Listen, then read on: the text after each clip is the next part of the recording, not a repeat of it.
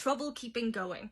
Now, if you have ADHD, you've probably experienced this a lot whenever you start a new activity or new task, again, whether it's in the workplace, at school, or just in your daily life. And it's not just getting started that can be a bit of a nuisance, but also keeping going. In fact, for me, I feel like the prospect of keeping going and actually keeping up with the task or the activity until it's done, I find a lot more difficult and a lot more frustrating personally than getting started. Because I know that once I get started, I've surpassed that. I've done it, it's out of the way. But then there's the whole process of carrying out the task ahead of me. So there are a couple of strategies that you can use, for example, to keep yourself motivated, to keep up your progress. And again, I just want to stress, it really does depend on you as the individual, what works best for you.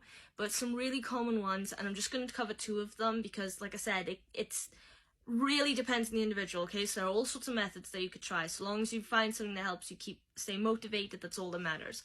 But the first one that comes to mind is probably something you've heard plenty of times before, and anyone who's ever tried to focus on anything has heard: limit your distractions.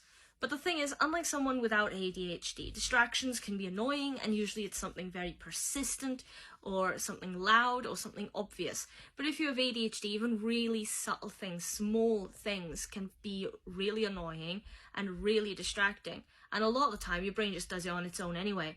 It decides to redirect you towards your phone or to your TV screen, or, maybe it'll pop in your head you haven't completed something on a video game, or even, I don't know, you want to read the next chapter of your book really badly, and it'll go, oh, come on, and you can't stop thinking about that. You really want to do it. So it doesn't matter how hard you look at the work you need to do in front of you, or how hard you try to make yourself do it, it just won't happen because your brain is occupied with something else. Now, limiting distractions, this is one of those things that really depends on you, like I said, because you have to first identify the things that distract you most and the things that you're most likely to be around, and then you need to find a way of distancing yourself from them. I was about to say getting rid of them, but it's better to say distancing yourself. So lots of people I know, for example, from my school days at least, if they have ADHD and they really want to limit their distractions, it was a really easy task of basically shutting themselves in their room. If they didn't have siblings, they didn't even have to worry about interruptions. All they had to do was tell their parents, and the parents go, all right, we got you, we won't come and bother you, we promise, or call you for anything. In my case, locking myself in my room was not an option.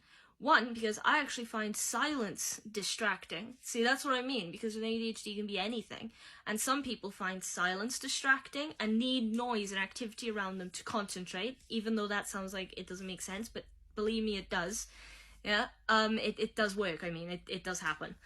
And other people find, which is probably more common, loud noises and activity around them distracting, and they need peace and quiet.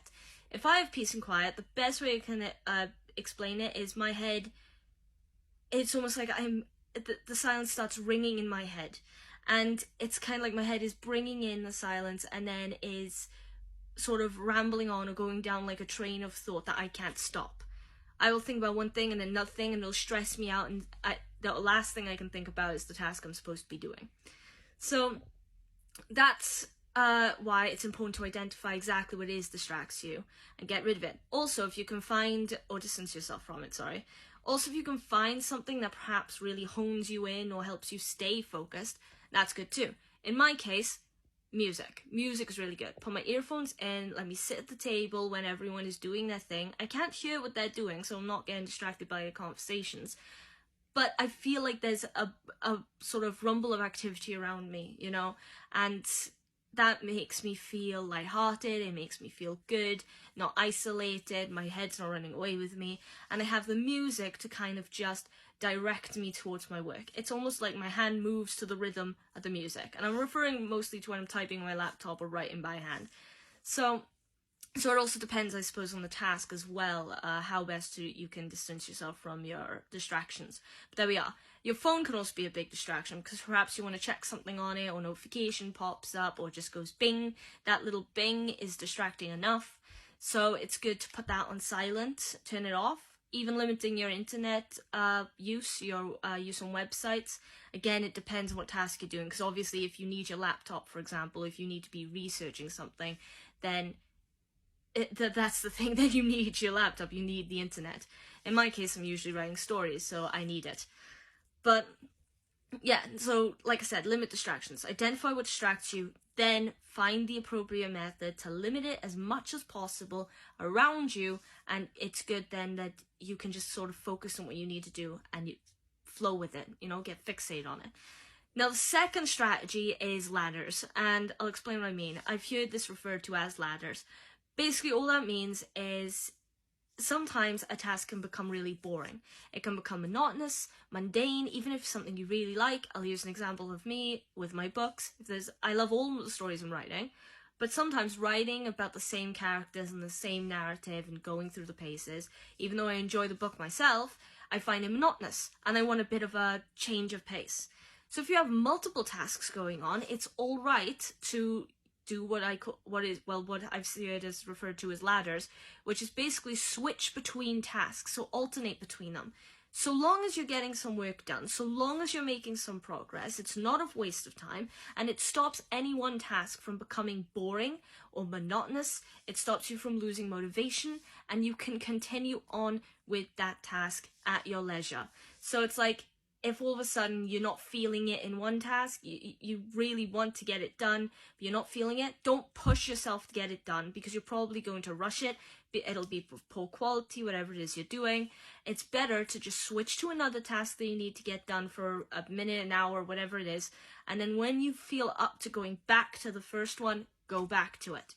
So, like I said, those are just two strategies. There are many others. It depends really on the individual. But that's all I wanted to say in this video. So if you have any other strategies you can mention, put them in the comments section, or thoughts and opinions, questions and requests also. And of course, if you like this video, please leave a like and follow me on TikTok. And also reposting the video helps, just because it raises awareness, which is more important than ever, I think. But also it helps me with my motivation. Remember the ladders thing? Motivation. And aside from that, subscribe to the YouTube channel if you're interested. Now that's all I have to say. So hopefully I'll see you in the next video. Till then,